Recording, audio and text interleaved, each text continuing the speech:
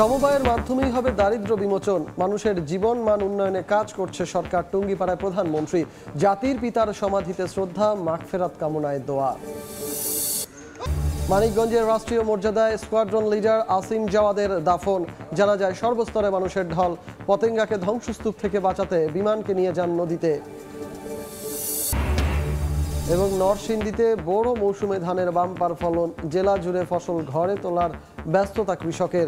৬ উপজেলায় ৩,৩২,০০০ metric ton ধান উৎপাদন।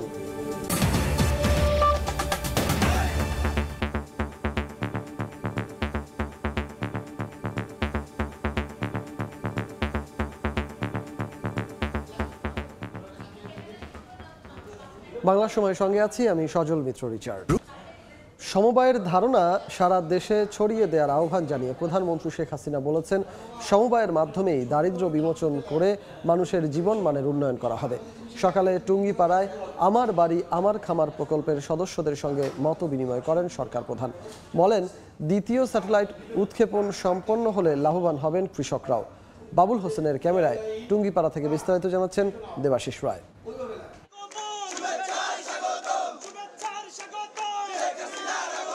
সাধারণ ছুটির দিনের চেয়ে শুক্রবারের দিনটি কিছুটা ভিন্ন আমেজে কাটল প্রধানমন্ত্রী শেখ হাসিনার। ভোর 7টায় ঢাকা থেকে রওনা হয়ে সকাল 10টায় টুঙ্গিপাড়ায় পৌঁছান প্রধানমন্ত্রী। শ্রদ্ধা জানান হাজার বছরের শ্রেষ্ঠ বাঙালি জাতির পিতা বঙ্গবন্ধু শেখ মুজিবুর রহমানের সমাধিসৌধে। পরে ছোট বোন শেখ রেহানা সহ পরিবারের সদস্যদের নিয়ে বাবার সমাধির সামনেই দোয়া ও মোনাজাতে অংশ নেন বঙ্গবন্ধু কন্যা। ছিল ফাতিহা পাঠের আয়োজনও। এরপর টুঙ্গিপাড়া উপজেলা আওয়ামী লীগ কার্যালয়ে আসেন সরকার প্রধান। সেখানে তখন উপস্থিত আমার বাড়ি আমার খামার প্রকল্পের সদস্যরা। টুঙ্গিপাড়ার দাড়িয়ারকুল সমবায় সমিতির আওতায় প্রধানমন্ত্রীর সঙ্গে বসেন এই উদ্যোগে সম্পৃক্ত তৃণমূলের মানুষ। ছোট বোন শেখ রেহানাকে সঙ্গে নিয়ে সমিতির সদস্যদের অনুভূতি শোনেন বঙ্গবন্ধু কন্যা। তিনি বলেন, দারিদ্র্য বিমোচনে এখন সারা দেশেই গুরুত্ব বেড়েছে সমবায়ের। তাই আর্থসামাজিক উন্নয়ন নিশ্চিতে সমবায়কেই ভিত্তি ধরে এগোতে বলেন সরকার প্রধান। যত জমি অনাবাদি থাকবে সবই আমি চাষের আওতায় নিয়ে আসতে চাই। সেখানে যাদের যাদের জমি আছে একসাথে চাষ হবে, যে ফসল আসবে যার যার জমির ভাগ অনুযায়ী সে ভাগ পাবে। আমাদের এই সমবায়ের কাছে রাখা হবে যে কৃষি উপকরণ ক্রয় করা, মেশিনপত্রগুলিকে সেগুলি সংরক্ষণ করা এবং যথেষ্টভাবে ব্যবহার করা। সেইভাবেই আমরা যদি করতে পারি, আশা করি বাংলাদেশের কোনো মানুষ আর দরিদ্র থাকবে না, কারো কাছে মাথা নিচু করে চলতে হবে না। প্রযুক্তির সহায়তায় কৃষিজ উৎপাদন বাড়াতে দ্বিতীয় স্যাটেলাইট কাজে দেবে সবার, বলেন প্রধানমন্ত্রী। এখন থেকে আমরা দ্বিতীয় স্যাটেলাইট নির্মাণেরও ব্যবস্থা নিয়েছি, যাতে এবং সেটা আরও শক্তিশালী হবে। সেখানে আমাদের আবহাওয়া বার্তা থেকে শুরু করে সব ধরনের সুযোগ আসবে। সেই ধরনের নতুন স্যাটেলাইট আমরা করে দেবো। একেবারে প্রত্যন্ত অঞ্চলে, গ্রাম অঞ্চলে, চর অঞ্চলে, দ্বীপ অঞ্চলে সব অঞ্চলের মানুষ যেন যোগাযোগটা তথ্য প্রযুক্তির যোগাযোগ করতে পারে, অনলাইনে যোগাযোগ করতে পারে। পরে উপজেলা আওয়ামী লীগ কার্যালয়ে সমিতির সদস্যদের মাঝে প্রধানমন্ত্রী ব্যক্তিগত তহবিল থেকে কৃষি ও শিক্ষা উপকরণ বিতরণ করেন। জাতির পিতার কন্যার হাতে সরাসরি শিক্ষার্থীরা পেলেন ল্যাপটপ, কেউ পেয়েছেন সেলাই মেশিন, কেউ পেয়েছেন বাইসাইকেল, আবার কারো হাতে কৃষি বীজ ও উন্নত মানের কবুতর তুলে দেন প্রধানমন্ত্রী। দেবাশিস রায়, সময় সংবাদ, টুঙ্গিপাড়া, গোপালগঞ্জ। শোককেও ছাপিয়ে গেছে অকুতোভয় সৈনিক আসিম জাওয়াদের বীরত্বপূর্ণ আত্মত্যাগ। সকালে ঢাকায় সহকর্মী ও সহযোদ্ধাদের সম্মান জানানোর পর মরদেহ নেওয়া হয় মানিকগঞ্জের নিজ শহরে। এ সময় কান্নায় ভেঙে পড়েন স্বজন ও এলাকাবাসী।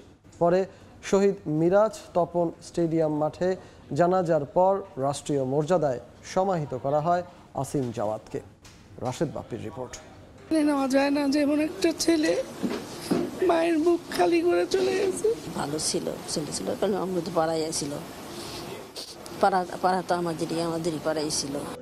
আকাশ সীমা রক্ষার জন্য তার যে অবদান, এটা জাতি চিরদিন স্মরণ করবে। ডোমেস্টিক এরিয়া বা রেসিডেন্সিয়াল এরিয়া বিমানটিকে নামাতে পারতেন, সেখানে হয়তো জীবনটা বেঁচে যেতেও পারতো, কিন্তু সেখানে একটা বিশাল ক্ষতি হতে পারে এই আশঙ্কায় সে একটু দূরে নিয়ে যাওয়ার পরে এই দুর্ঘটনাটা, তার জীবনটা আসলে বিপন্ন হয়েছে। তিনি নিজের জীবনকে বাঁচাতে পারতেন, কিন্তু নিজের জীবনকে নিঃশেষ করে দিয়েও অন্য মানুষ যাতে বেঁচে যায় তার জন্য একটা উদাহরণ সৃষ্টি করেছেন।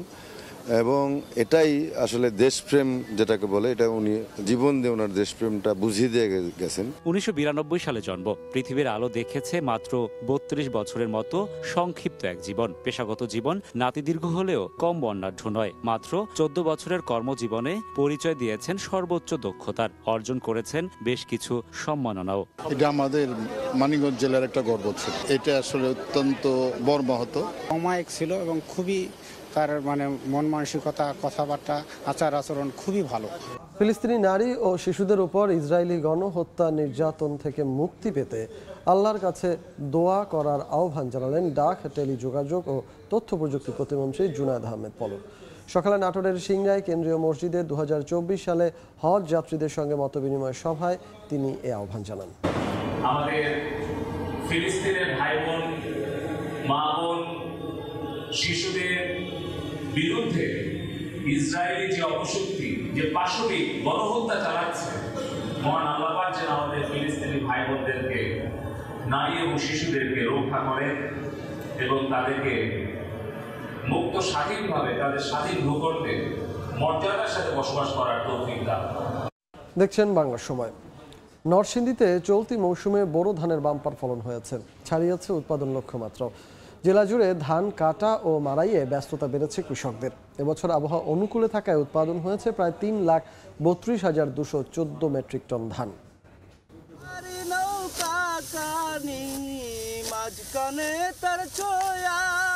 প্রতিটি মাঠে চলছে ধান কাটা উৎসব। বাতাসে দোল খাওয়া পাকা ধান জানান দিচ্ছে নতুন সম্ভাবনার।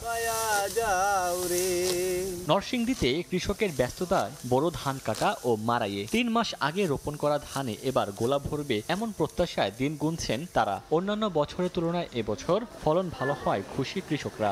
ধানের মধ্যে কোনো ছিটা নাই, অন্য বছর থেকে এবার ধান খুব ভালো হয়েছে। নতুন চালের পিঠা আমার ছেলে মেয়েদেরকে খাওয়াইতে পারবো, এই আনন্দ নিয়ে ওই ধানটা লইতাছি। কৃষি বিভাগ বলছে এবছর জেলায় লক্ষ্যমাত্রার চেয়ে 32 হেক্টর বেশি জমিতে ধান আবাদ হয়েছে। প্রাকৃতিক কোনো দুর্যোগ না থাকলে আমাদের যে কাঙ্ক্ষিত লক্ষ্যমাত্রা, ফলনের লক্ষ্যমাত্রা বা উৎপাদন, সেটি আমরা অর্জন করতে সক্ষম হব। গত 5 বছরে জেলায় বড় আবাদ বেড়েছে 2.22%।